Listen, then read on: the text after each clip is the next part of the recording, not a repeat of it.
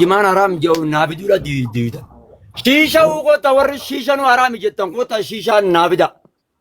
Erga ka jimaarratti kijibdanii albaatan. Qota bida. Shisha nu kallattiidhaan wala hashiisu jedhee kallattiidhaan labsii dubbatamtu qota asbida. Wala bila nan duraan nan calliseemi. Labsii al hashiisu jedhee dubbatu as kenna. Hayyee waasi gaafadhu. Gaafadhe. Shari'aa keessatti wanti qaama ilma namaadhaa qaama kana rabbiin hadaraan irratti uume gaa'e. Qaamni kun isaan irratti uume wanni qaama ilma namaadhaa miidhu. Waan qaama ilma namaadhaa miidhu. Fayyaa tanaa fi qaama kana rabbiin nuu kenneemi. Maama bayaan fayyaa tanaa fi qaama kana rabbiin nuu kenneemi. Hayyee hadaraa rabbiin nuu kenne tana. Yoo ifa jeefnee rabbi biratti ni gaafatamna yoo kamiinu taate yoo kamiidhamu taate wanni fayyadamu yoo kanu miidhite haraami moo halal eessatti nyaanni seenimedha lakki amaramaan tana vegetable fi wanni addan baasne anama deebisi kana qoonqon seenimedha eega wanti fayyadamnu jettee nyaatan fayyadamnu ni fayyadamu akkasin jennee bar wanni yoo ati fayyadamte qaama kee irratti miidhaa geessisu waan rabbiin qaama kana gartee coraa kana hadaraa rabbiin irratti uume tana irratti miidhaa geessisu yoo fayyadamne haraama moo halaalii. Okay, nyaanni miidhaa qaamarra siinii bida. Nyaatan baanoon welkaama baabudilla nyaatan baanoon. Fayyadamne nyaata fayyadamaa jirra moo hin jiru? Fayyadamaa jira nyaanni miidhaa qabaa. Hisaabaa ol baasuun ni ta'a. Hisaaba ol yoo dabarsite siimmeedho nyaanni hisaaba ol. Qiyaasa qaba amma kun amma waan limitii qabu waan qiyaasa qabu. Wantummaan hundinuu daangaadha qabaan siin jawwan ati amma haasawitu tun hundinuu. Hayyee amma fakkeenyaaf shiishaa ati jennaan ifin jee shiishaa kana eegisee fayyadamtu qaama keetii irratti yoo ka miidhaa geessu taate haraami moo halaalii ni geessisanii beektaa. Likkitti yoo fayyadamte qaama keetii irra miidhaa siinii fidde.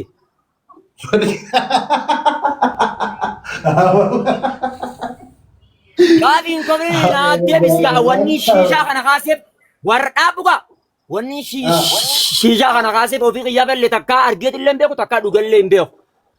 Warra jimaan haraami jedhee ati laamman malee olii gati lot je'uufini shiisha kallattiin maa fayyaa haraamessitanii je'ee kallattiidhaan ragaa fidaan jee ragauma shiishaa kanaawu eega ragaa jimaatu naa dhabde koke shiishaanis yoo jiddu galeessatti deeman nama ni miidha.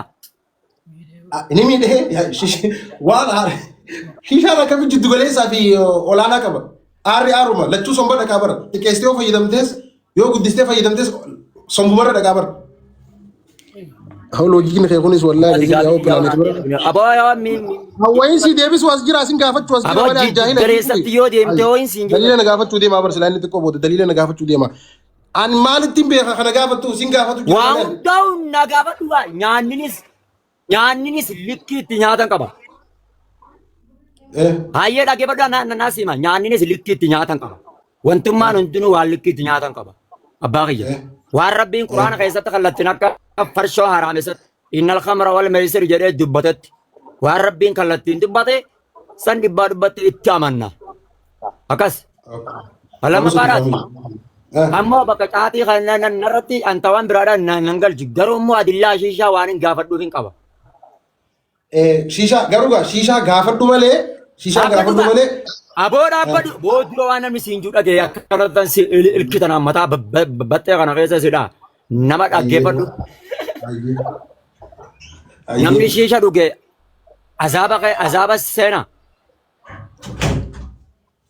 Eenyu gaafatu jirta sa? Shiishaa haa qoyati areeduma hanga kanaafuu shee kana sa'uu jirta moo?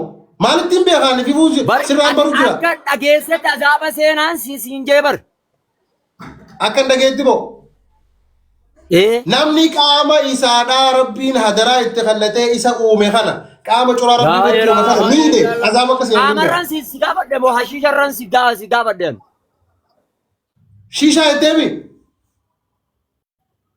Namni shiishaa dhuge azaaba ni seenaan siin jee. Namni amala ati kallattiin na gaafatee kallattiin irraan eegin al kallattiidhaan si deebisa. Namni qaama isaa miidhe. Waan biraa qabu. Eegamtee qaama irratti uumame dhagaye Muhammad Bayaan. Na dhagaye Faanis dura carraa naa kan dhigaasoo yaatus maal isa ofii silkii namatti ol fudhataadha. Naas dhaggeeffatu. Namni yoo na jibbees akkanatti gadi haa gaggara jalu nama jibben na jaalalamaa hin barbaadan. Asin jaaladhaan siif gaas. Jaalatinaan. Way. Dantaa isaanii asiif na jaalannaan naaf gaan wallahi. Way. Maal? Nama lamaa dhiisiin baana barra. Okay. Amma na gaafattee misiifin deebisaan dhaggeeffadhu gaa. Deebisaan feetu? Maafiiti jalaala. Namni kun in salaata, in soomana, hajjis dhaqee jira. Garuu shiishaa kana dhiisuu hin danda'u azaabanii seenaan siin jedhe warra azaabaati. Haaya gaaffii bareedduu na gaafatte. Siifin deebisaatii usii na dhaggeeffadhu ayyee. Haa? Siifin deebisaa usii na dhaggeeffadhu. Yaa Rabbi akka usii na dhaggeeffatu godhe. Laal. Namni. Na deebisiin seenu iseenaa naan jee kaasa. Okay. Na dhaggeeffadhu dee Muhammad Bayaan Rabbi iyyee yaa'u na dhaggeeffadhu. Akkuma keetti mirqaanee jira na dhaggeeffadhu Muhammad Bayaan wal taanaan. Laal. Akkin jee duraan dursee akkan beekutti namni qaama isaa irratti gartee namni qaama isaa irratti miidhaa geessise qaama fayyaa isaa irratti waan isa miidhu godhe Rabbi biratti akkan jaalatamne beekatu waan ajaa'ibaa Muhammad akkan beekutti jechuudha. Baay'ee namni biddeenaan qaama isaa irratti wasanaa baase azaaba ni seena.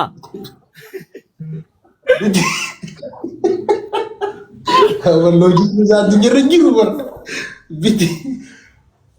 Ni seena azaaba seenullee baatu garuu shari'atti dhorkaadha. Duraan dursee rasuulli keenya sallallahu alaihi wasallam humnaa ol nyaachuun akka dhorkaate nutti himee jira. Humnaa ol nyaachuun haraama. Aboo namni biddeen ofirra dabarse azaaba seena jedhu naas kenne hin qaaqin baadho qaaqa. Hayyee nyaata ifirra guddisuun haraama.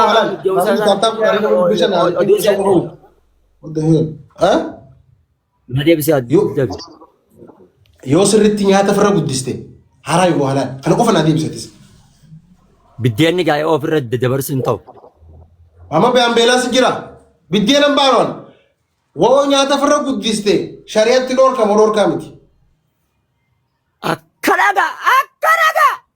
Akkana wanni hundinuu wanni isin haraami jettanii wanni namni haraami jedhu sunilleen akkas ofirra guddisuu hin ta'u.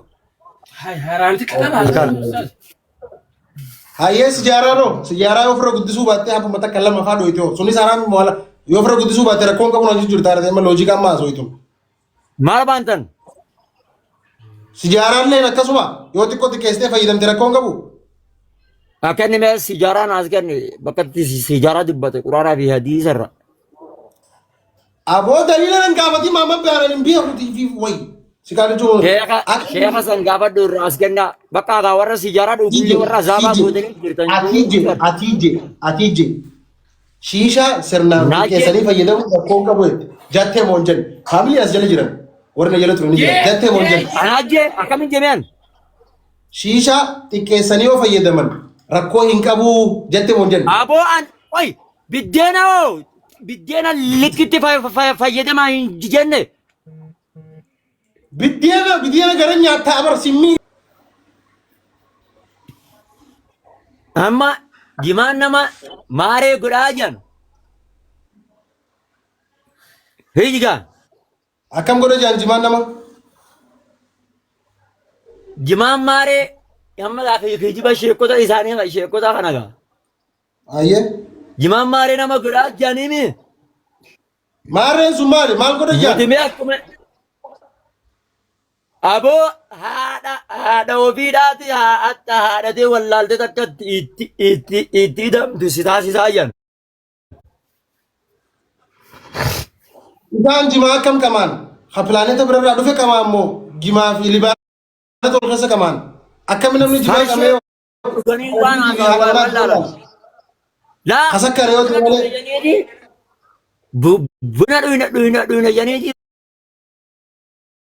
farshoo dhuganii waan haasawaa wallaalan. Lakki sirrii miti. Bara uummata akkanaa kana uummatee isaan biratti halaali. Zinaan isaan biratti halaali. bunni isaan biratti halaali. Wanni hundinuu isaan bira shiishan isaan biratti halaali.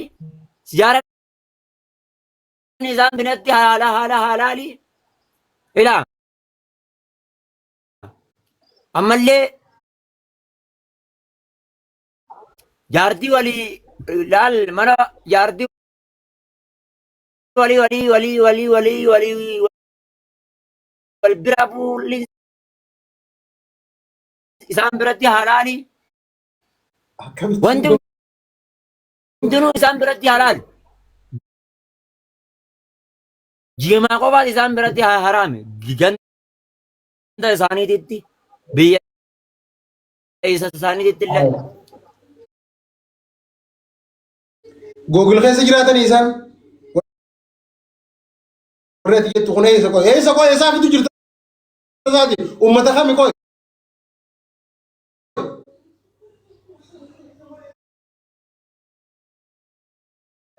Hai. Isa Google keessa jiraatan moo arduma takka keessa jiraatu jiru. Ani hin beeku.